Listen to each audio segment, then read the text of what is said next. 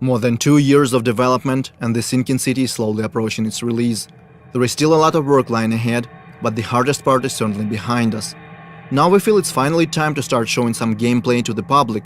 Luckily, we have a few great opportunities to do it, with gaming events like GDC and EGX Rest being right around the corner.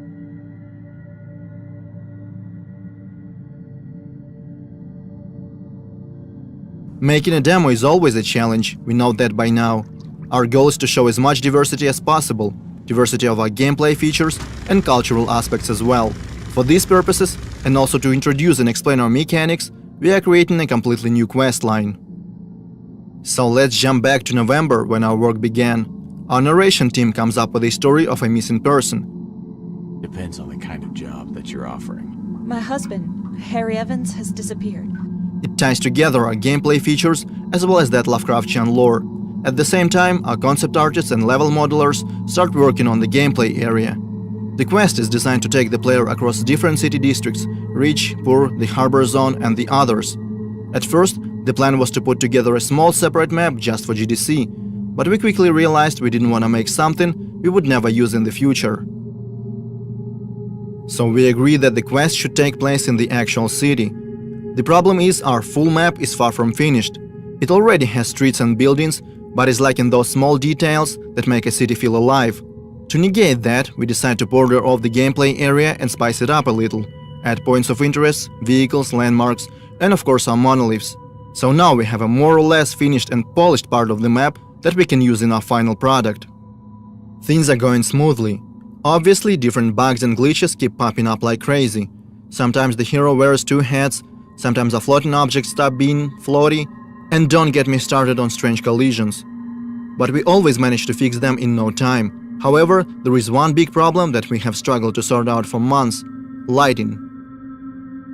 In our previous demo we used static light maps and baked them into the textures. That was a difficult and resource-draining process, so in our game we eventually decided to switch to dynamic lighting. It works great, yet we still cannot pinpoint the right tone and colors that we want to use in the sinking city.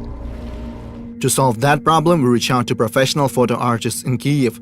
They help our team find the right color scheme, inspired by the works of Caspar David Friedrich, James McNeill Whistler, Gregory Crutzen, and other prominent masters in their fields. Also, during our numerous playtests, we realized something. Our quest line is intriguing, but very linear.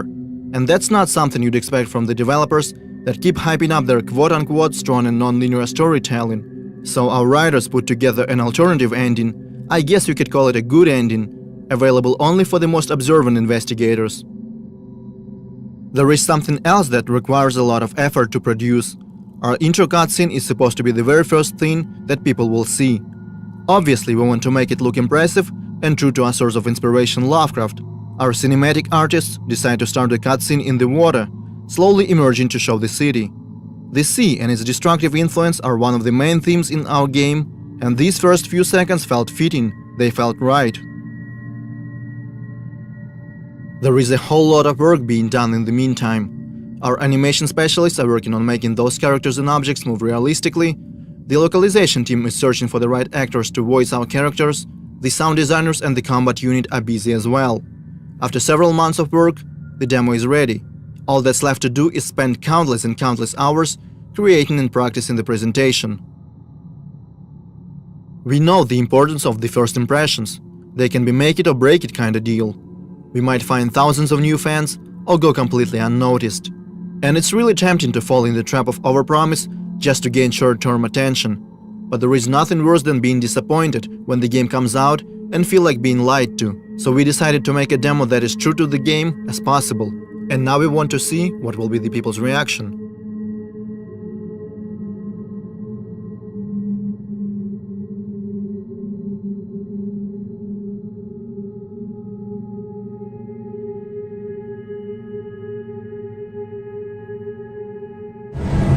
Here at Frogwares, we are currently working on a brand new project, The Sinking City. It is an open-world game and we want to create a vast and diverse map to explore.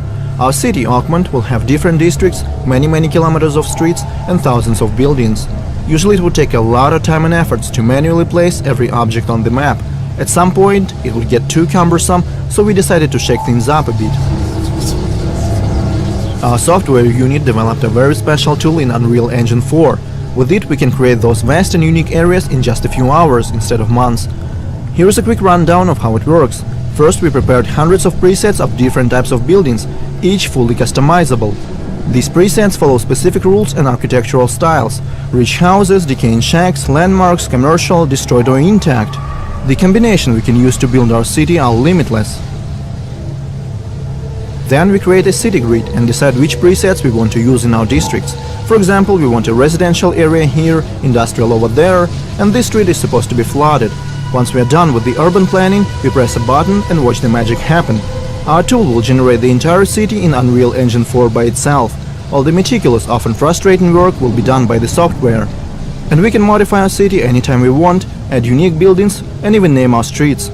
What's even better is when the Sinking City is out, we will release our tools as well. Players will be able to create their very own maps, characters, quests and scenarios. We will talk about that in our future video updates, so stay tuned.